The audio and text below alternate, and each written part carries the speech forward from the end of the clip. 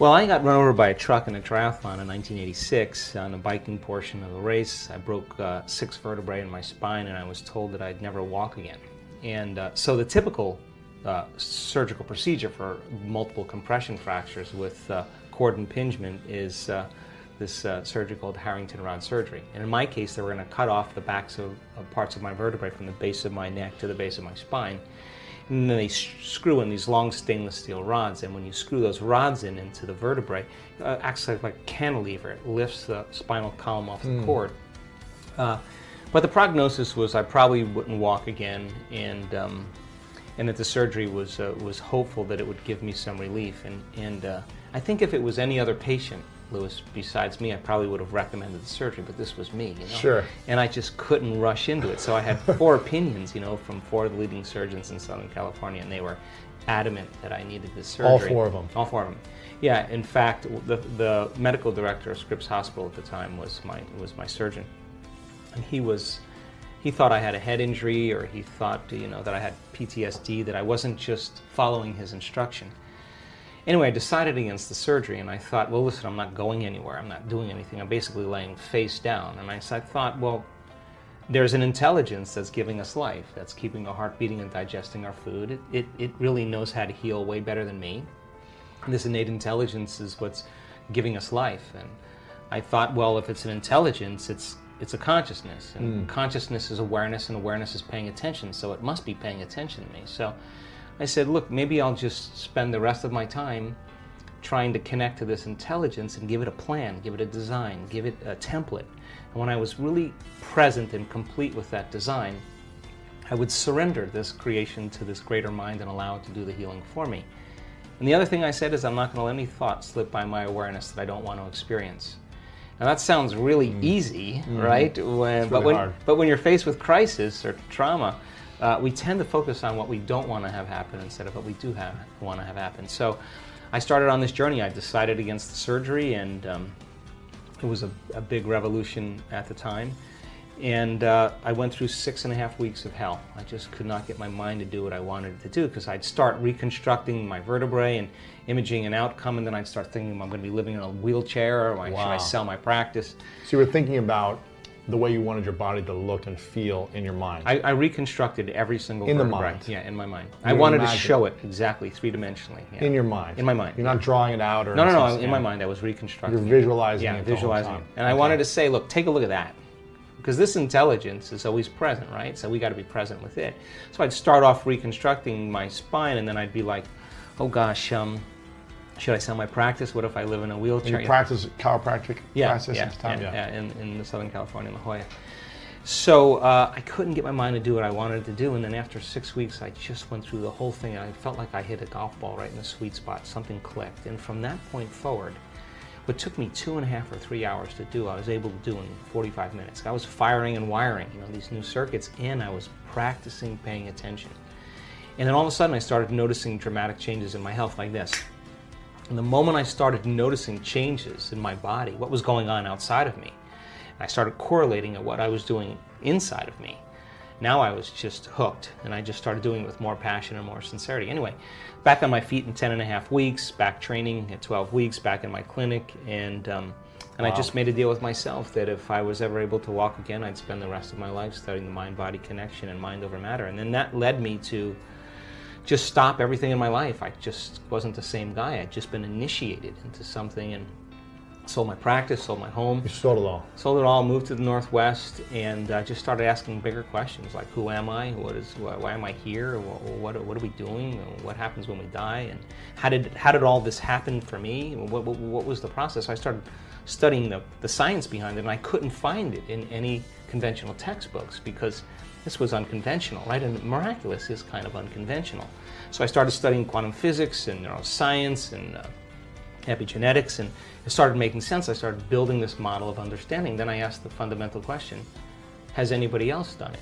So then I traveled to 17 different countries and interviewed hundreds and hundreds of people with serious health conditions that were treating either conventionally or unconventionally. They were staying the same or getting worse, and all of a sudden they got better. So what was the cause that produced the effect, you know? And the stories and what I learned was so amazing. I went back to school and studied neuroscience, because mind was such a strong element. It wasn't diet, it wasn't celibacy, it wasn't any of those things. It was just really this element. And so then I was able to figure out that there were 4 common things. And then I wrote a book about it, and then I thought, God, if this works really on people that were sick and are better, and they come from all walks of life, all colors, all races, all genders, sexual preferences, but all of a sudden, I wanted to see if I was able to reproduce it. So then I started seeing, okay, let's see if we can teach this, be able to reproduce the outcome, because that's science, right? So I went through about... What were the 4 common things?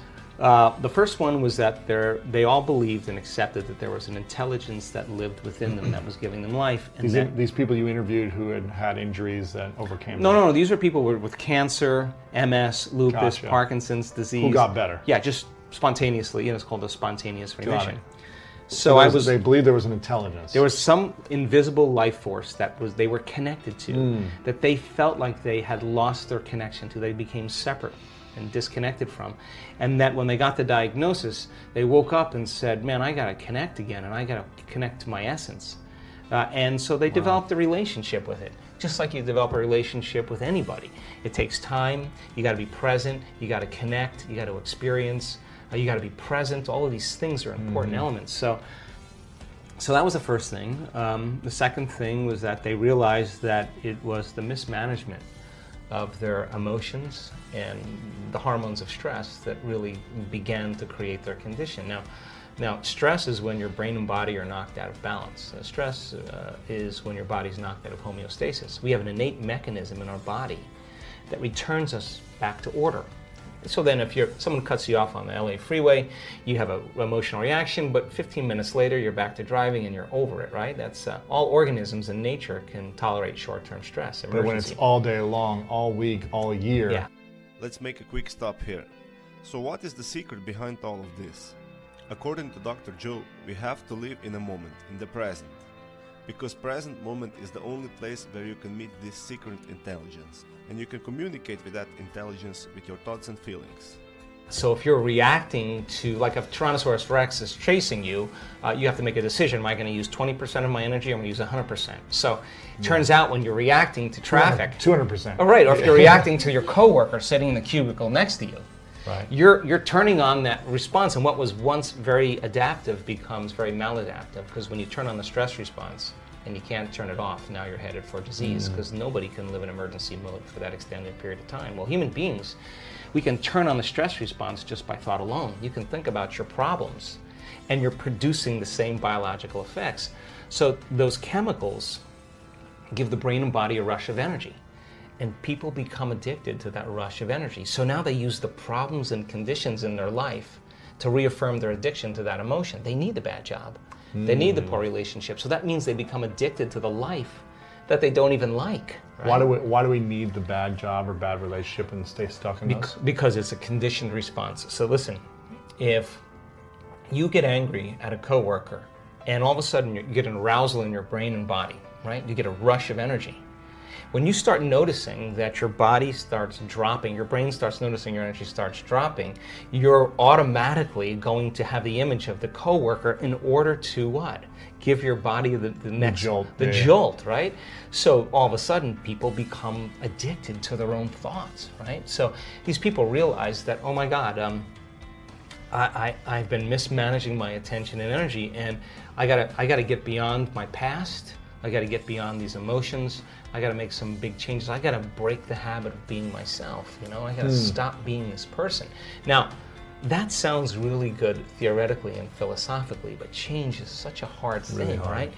Because the moment you come back to your senses and you step back into your life and you see that person, or you go to that place, or you're with that experience, so many people are unconsciously reacting in their thoughts and feelings to everything in their environment. So now their environment is controlling how they think and feel. So they realize that in order to change, got to change the environment. They got to be greater than their environment, greater than the conditions in the world, greater than the circumstances. Be mindful of that every time it comes up. To be like, okay, I'm going to think differently. Right. I'm not going to react. Yeah, this right. way. I'm not going to go back. I'm not going to go back, because the moment you start reacting emotionally, emotions are a record of the past, and if those emotions are driving your thoughts, you're thinking in the past. And if you can't think greater than how you feel, and you believe your thoughts have something to do with your destiny, you're creating more of your past, right?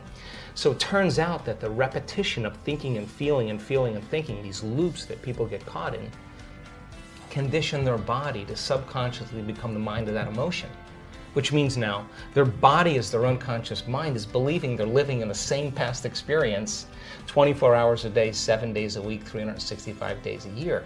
What's the relevance behind that? Well, the latest research on genes says genes don't create disease. It's the environment that signals the gene that creates disease. The emotional environment or the physical environment? Your environment, any environmental reaction. But if you're reacting emotionally to your environment the same way, you're signaling the same gene in the same way, and now you're headed for a genetic destiny. So the hormones of stress push the genetic buttons that create disease. If you can turn on the stress response just by thought alone,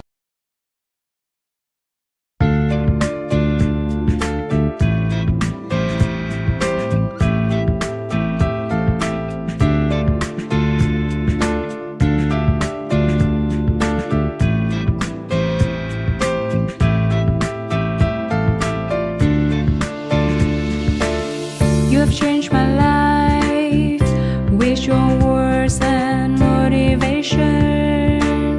You helped me to become a better person. I feel so great about your love. Never felt that before. You have changed my life with your words and motivation. You helped me to become a better person. I feel so great about your love. Never felt that before. You are not only good by heart, but you also have a good soul. I'm lucky to find someone as wonderful as you are. I am so thankful to you for coming in my life and making it so nice.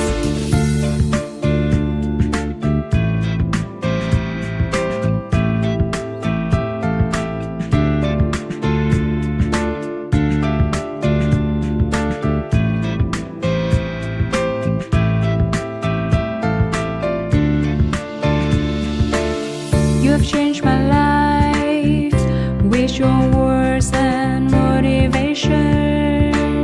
You helped me to become a better person. I feel so great about your love. Never felt that before.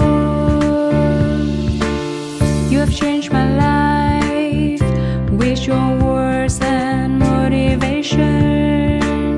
You helped me to become a better person. I feel so great about your love. Never felt that before. You are not only good by heart, but you also have a good soul. I'm lucky to find someone as wonderful as you are. I am so thankful to you for coming in my life and making it so nice. You are not only good by heart, but you also have a good soul. I'm lucky to find someone as wonderful as you are. I am so thankful to you for coming in my life and making it so nice.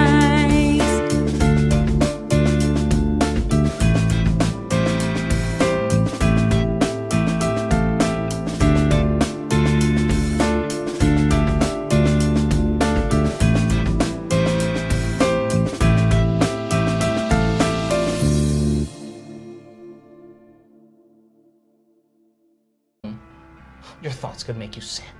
And if your thoughts could make you sick, is it possible that your thoughts could make you well? So they began to realize that, oh my God, the repetition of thinking and feeling and feeling and thinking caused me to feel guilt, and I don't even know it's guilt, it just feels like me. It's just, I'm used to the same chemical continuity. Now, the moment they decided to change, anytime you decide to change and change anything about yourself, get ready, because it's going to feel uncomfortable. It's gonna hurt. You're going to leave the known. Yeah. You're going to leave the familiar, and you're going to step into the unknown. Even if the familiar is uncomfortable and painful, Right. it's still gonna be painful leaving the pain. Right, because some people are super happy being unhappy. Right. So then they would rather cling to their suffering than take a chance in possibility. So these people said, I really have nothing to lose, right? So then they said, I'm willing to be uncomfortable and be in the unknown. And it turns out that's the perfect place to create from. So when the body is conditioned to become the mind, then to change is to be greater than the body, right? Because How do we become greater than the body? well, that's a whole nother conversation. But let me finish this, Yes. okay?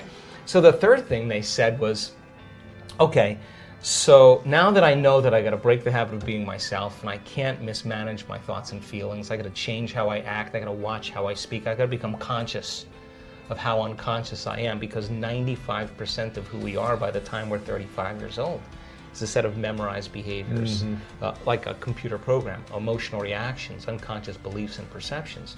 So the first step to change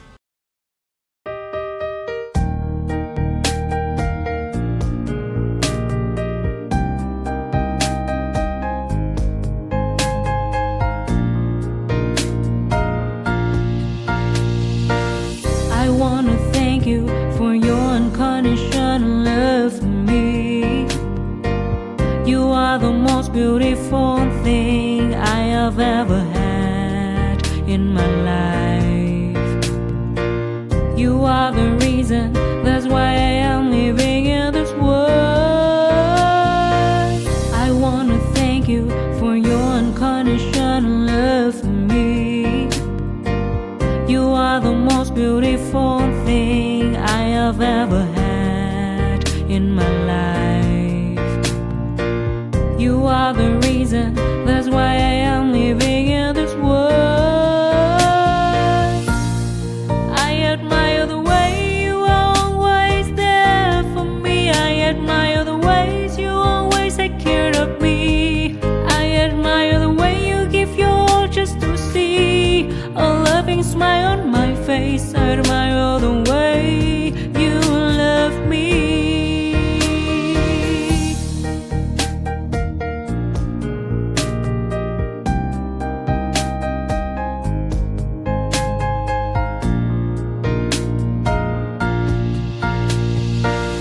I wanna thank you for your unconditional love for me. You are the most beautiful thing I have ever had in my life. You are the reason, that's why I am living in this world. I admire the way you are always there for me. I admire the ways you always take care of me. I admire the way you give your all just to see a loving smile on my face. I admire the way you love me. I admire the way you are always there for me. I admire the ways you always take care of me. I admire the way you give your all just to see a loving smile on my face. I admire the way you love me.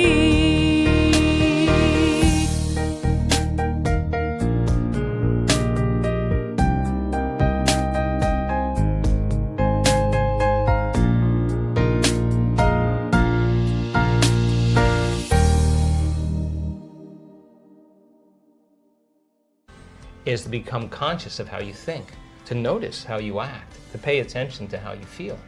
And the act of observing those states of mind and body separates you from that program. Now you're the consciousness observing that program. It turns out the more conscious you become of how unconscious you are, lighting a match in a dark place, that first step creates enormous amounts of chaos in the brain and body. And it's disturbing, so people just go back to the same addiction, the same emotion, the same problem.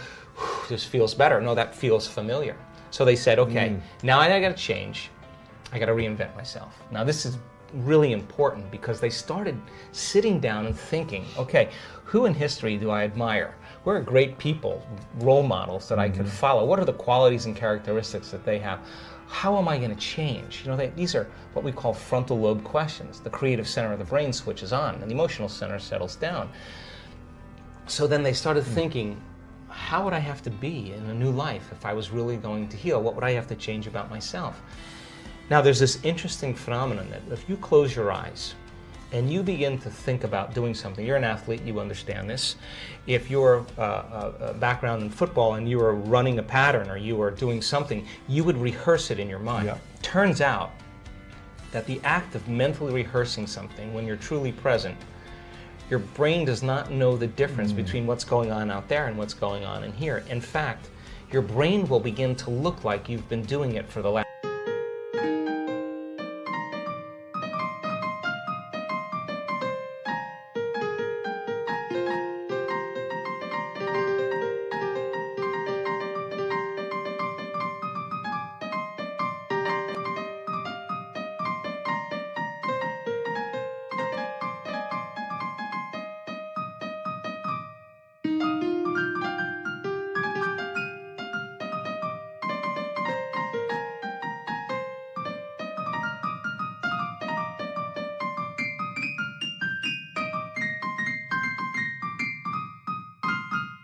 5 days and you've never run the course. So now your brain is no longer a record of the past, because typically it is. Now it's a map to the future. So now you're priming your brain. So that became the very platform.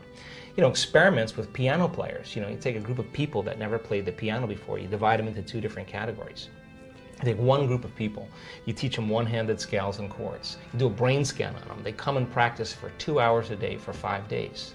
At the end of 5 days, if you rescan the brain, they grow new circuits on the opposite side of the brain. Nothing magical there. You learn something new. Learning's making new connections. Get some instruction. You get instruction. You get your body involved. Get your body involved. You're going to have an experience. Experience enriches the brain. Pay attention to what you're doing. You've got to pay attention and repeat it. Firing and wiring. You're going to assemble new circuits. You can take the other group of people, have them come for 2 hours a day for 5 days, do a brain scan before and the brain scan after. Have them close their eyes and mentally rehearse playing those scales and chords. At the end of 5 days, they'll grow the same amount of circuits in their brain as the people who actually physically demonstrated the action. What does that mean? It means not only do they change their brain by thinking differently, but their brain looks like they've been playing the piano for 5 days. Now set them in front of a piano. Never played the piano before. They'll play those scales and chords because their brain is wired to play it. So now, the act of rehearsing who they're going to be, what are the qualities, and beginning to get in this creative state, began to lay down the circuits of a new personality.